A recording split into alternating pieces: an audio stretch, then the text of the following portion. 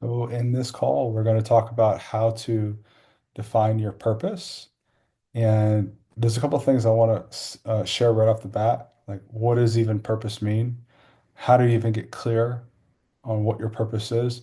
When I'm saying purpose, I'm saying 80% like what you do with your time on this planet, not like what your purpose is, like what the meaning of life is, or like these bigger questions like what is it that you really want to devote yourself uh, to doing or being while you're here?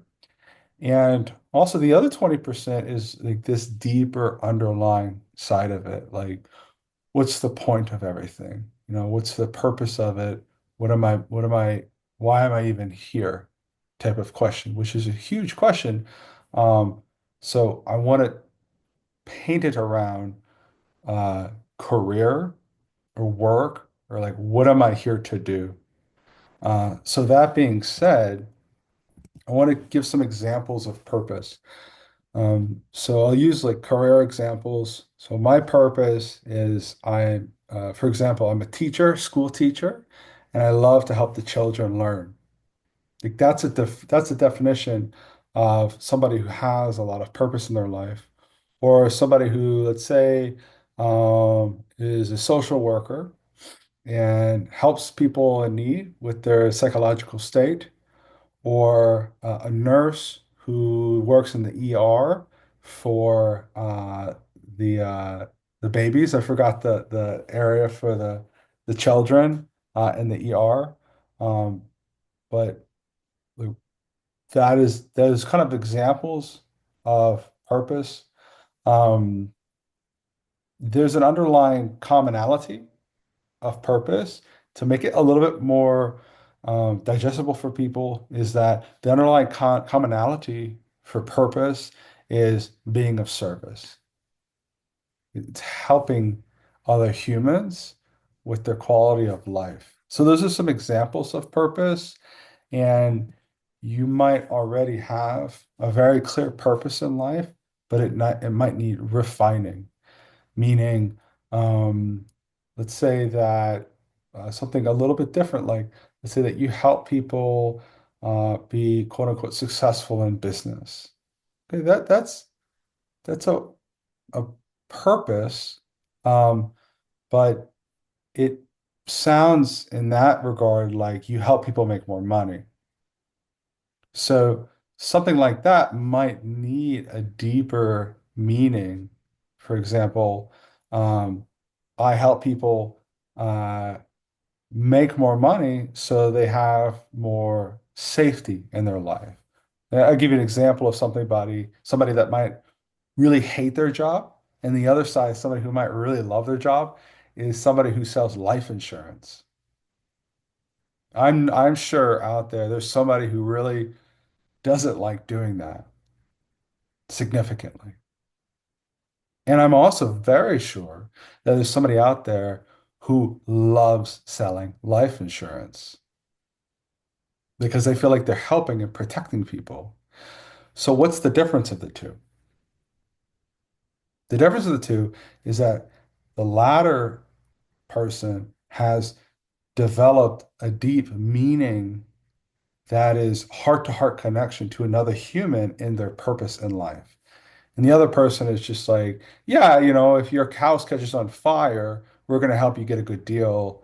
Or if you pass away, we're going to help protect you. But that's not going to happen. So let's not talk about that. Um, give you a couple other examples, and I'll try to use more that tend to not be a little bit more tricky. Let's say somebody's purpose is uh, raising good children, like raising beautiful, good children. What an amazing purpose. Imagine if each and every human being could make and create and raise a human better than themselves. What a world we've been living in.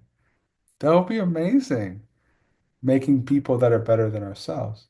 However, if we totally say our purpose is to raise our children, I'm not a parent, and maybe I will be in the future, but I do know that at a certain point in a parent's life, the child becomes an adult and they become independent.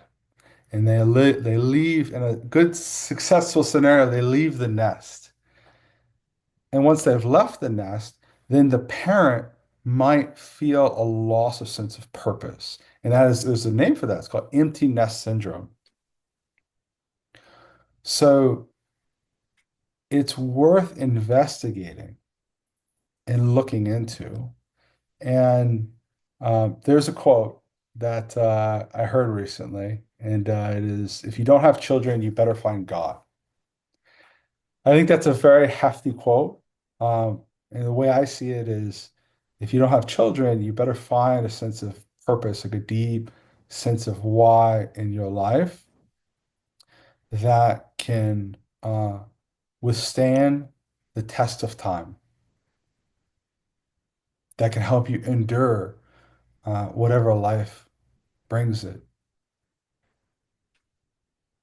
This is something that is traditionally kind of taboo to talk about, but it's worth investigating. And also, I think that if you can admit that you're not sure or totally clear on what your why is or what your purpose is, that is the first step in defining your purpose. Is saying, you know what? I'm not sure what it is. Congratulations. That's the first step. Because the vast majority of people, they don't even uh, admit that they're not totally clear on what it is, or they try to avoid this type of thinking. Easy thinking equals difficult life. Hard thinking equals easy life, or uncomfortable thinking equals comfortable life. Would you agree with a little bit of that? So it's super important to entertain these questions. So what are some steps that you could take to define your purpose? One is looking at your mind daily and having a beautiful, loving relationship with looking at your mind daily. Two is writing. Writing is such an excellent tool to sort of define your purpose.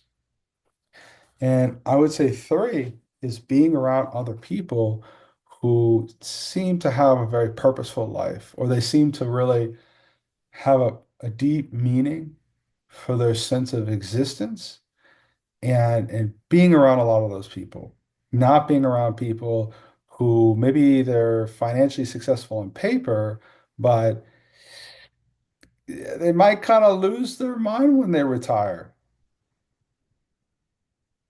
That's a big one. Some people, when they retire, they'll wait till 65. Very dangerous. And they retire. And after a year of retirement, 2 years, they're like, I can't do this any longer. I can't get me off of this beach. I need to do something meaningful with my life. That's a real thing. So much better to work on your sense of purpose now. However, if you're 65 or you're 70 years old and you're watching this video, start today. Average lifespan is like 80, 85 these days. So it's a great opportunity to entertain. If you've like made to the end of this video, I think you're very close to really defining your purpose and living that life of purpose. There's a couple of things I want to end with. There's risk in defining your purpose and going for your purpose. That's just one of those weird things in life where it's kind of a double-edged sword. You know, you could take two paths. One path is the path that's well traveled. It's safe, it's secure, or that's what they said. And the other path, there's a little bit of risk, there's a little bit of self-exploration, but the reward, hmm, you can't put a price on it. So there is some risk in looking for your purpose, and I want to acknowledge that. And What does life look like after clearly having defined your purpose? I can only speak for myself, and I can't tell people what to do. I can just kind of throw some topics out there so you can like entertain for yourself. But for me, I'd rather die than not live a life of purpose, live a life following my purpose. So there's nothing really better than being totally in alignment with your purpose. Um, I'll end with this. Before I really found what my purpose was and like how I can help society or be in alignment with my true nature, my purpose was to find my purpose. And I really meant that. Like, and I didn't even say purpose at that time because purpose was like too vulnerable for me. So what's my purpose? Oh, I don't want to talk about that. So at 15 years ago, it was my passion. My passion was to find my passion. And I meant that. I made a deal with myself.